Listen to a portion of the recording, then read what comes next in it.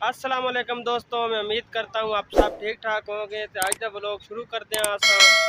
तो आज लाहौर में गर्मी बहुत है, लाइट भी नहीं है ऊपर से हमारी। तो दोस्तों मेरे चैनल से मनु लाइक और सब्सक्राइब ज़रूर कर देना। इंशाल्लाह अच्छी वीडियो दिखाएंगे। सुबह 5 बजे की हमारी लाइट चली गई हुई है। तो आप देख रहे हैं कि हम बच्चों को लेकर बाहर बैठे हैं। तकरीबन अभी तक 2 का टाइम हो गया हुआ है, लाइट हमारी अभी तक नहीं आई है।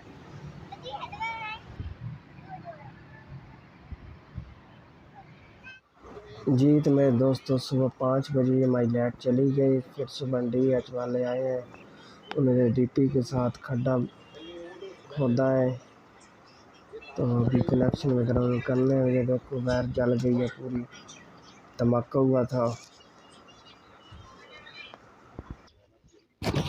जी तो दोस्तों अभी कनेक्शन कर रहे हैं। तो टाइम हो गया, तकरीबन 2 बज गए हैं, अभी तक लाइट हमारी नहीं आई है।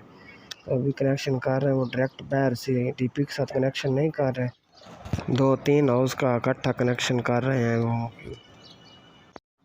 जी तो माशाल्लाह कनेक्शन अभी हो गए हैं। देखो अभी उन्होंने आर्जी तौर पे कनेक्शन किया है, बाहर से